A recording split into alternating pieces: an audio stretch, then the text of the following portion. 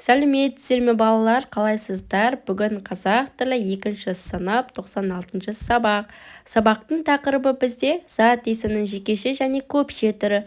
Балалар, бүгін сұрақтардың жаттығуларын барлығын орындайтын боламыз. Ендеше берілген жаттығу зат есімнің және жекеше және көпше түрі. Тақырыбы бойынша өлең мазмұнын болжай аламын. 49-шы жаттығу тақырыбына қарап өлең мазмұнын болжа. Өлеңді мәнерлеп оқы делінген, иә? Өтірік өлең. Ақ тауыққа мініп ап, айға кеткем сымырап. Құйыннан тауықтың кетті бұлттар ыдырап. Ауыз әдебиетінен алынған екен балалар. Бұл не себепті өтірік өлең екен дәлелде. Зат есімдерді тауып, жекеше және көпше екен айт. Өйткені бұл өлеңде болмайтын оқиғаларды сипаттап тұр. Бұлттар зат есім кімдер деген сұраққа жауап береді. Зат есімнің көпше түрі екен балалар. Ал балалар, келесі 50-ші жаттығу орнына ауысқан өлең жолдарын қалпына келтіріп оқы. Көгершін. Көк көгершін, көгершін, сөйтіп қолға үйренсін. Көгершін келер жем болсын, жем үшін, балалар жем себелік. Өлеңнен зат есімнің жекеше көпше түрлерін тап делінген, иә?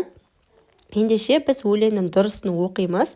Көк көгершін, көгершін, көгершін келер жем үшін, балалар жем себейік, сөйтіп қолға үйренсін.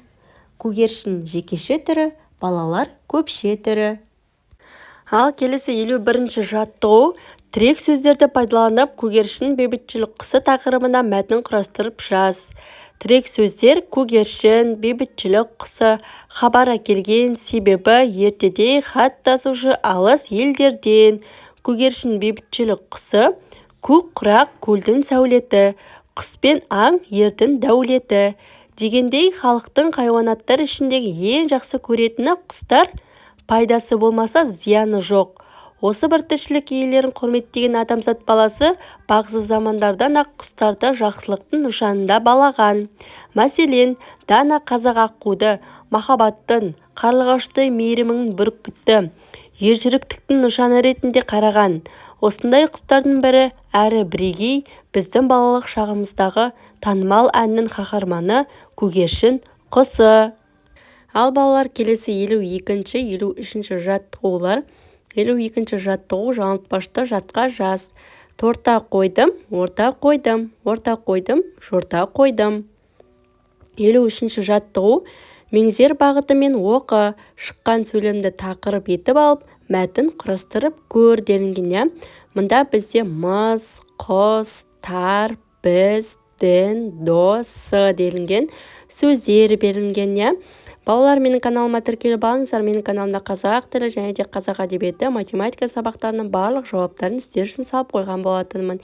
Ендеше 53-ші жаттығудың жауабын қарайық бірге.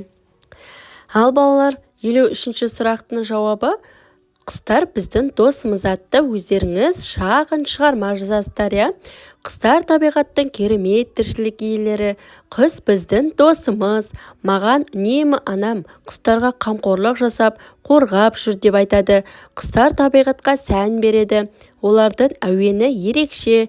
Олар өте әдемі. Кейбір құстар далаға салқын түскенде жылы жаққа ұшып кетеді. Күн жылынғанда қайта ұшып келеді. Құстардың кейбірі адамға дос, соның бірі қарлығаш. Ол адамдарға жақсылық ойлайды. Ол ұясын ауланың жанына салады. Қараторғай да өте сүйкімді, кішкентай құс. Ал аққу маған ерекше ұнайды. Ол өте әдемі құс. Оны киелі құс деп атайды. Аққуды атуға болмайды. Балалар, құстарға жем шашып қамқорлық жасауымыз керек. Құстардың ұясын бұзып, жұмыртқасын жарудан аулақ болуымыз керек. Құстарға ерекше қорғап жүрейік. Өйткені құстар біздің досымыз. Балалар, осымен біздің сабақ аяқталды. Келесі сабақта кездескенше сау болыңыздар балалар.